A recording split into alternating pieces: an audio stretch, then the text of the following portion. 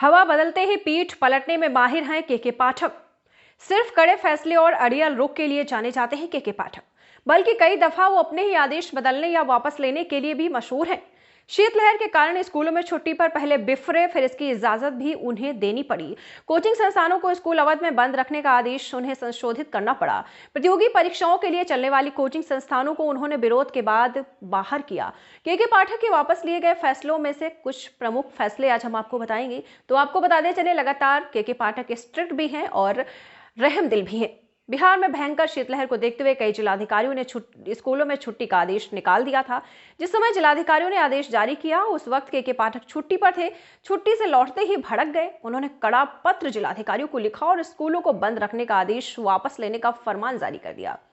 धारा 144 के तहत स्कूल बंद किए गए थे। के पाठक ने इसे लेकर जिलाधिकारियों को कानूनी पाठ भी पढ़ा दिया।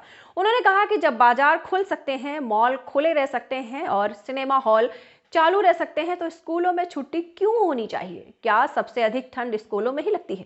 हालांकि बाद में के पाठक को बैकफुट पर आना पड़ा। पटना डीएम के आदेश पर वे अधिक भड़के थे, पर बाद में उन्हें आदेश पर सहमति जता दी। तो के पाठक रहमदिल भी हैं और अड़ियल रवैये के लिए भी जाने जाते हैं। पाठक को स्कूलों की छुट्टियों से काफी चिढ़ रही है। दुर्गा पूजा की छुट्टियों में भी उन्होंने कटौती की। शिक्षकों और राजनीतिक दलों के विरोध के बाद उन्हें बैकफुट पर आना पड़ा।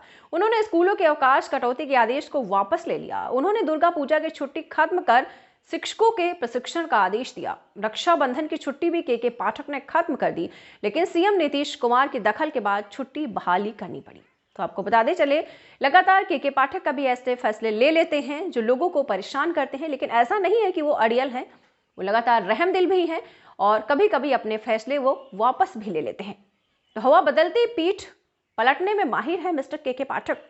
शिक्षा विभाग के सख्त एसीएस की नरमी के नमूने भी बहुत सारे पेश होते हैं। तो आपको बताते चलें, जब जिलाधिकारियों ने छुट्टी घोषित कर दी थी, तो के पाठक ने कहा था कि छुट्टी आप वापस ले लीजिए, क्योंकि सिनेमा हॉल खुले हुए हैं, मॉल खुले हुए हैं।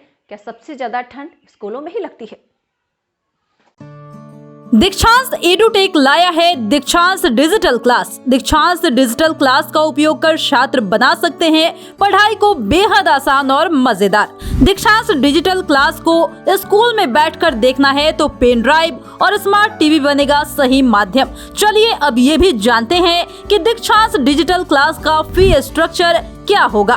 नर्सरी से लेकर यूकेजी के लिए 7,000, नर्सरी से लेकर दूसरी कक्षा के लिए 12,000, नर्सरी से लेकर 5वीं तक के लिए 18,000, नर्सरी से लेकर 8वीं तक के लिए 24,000, नर्सरी से लेकर 10वीं तक के लिए 30,000।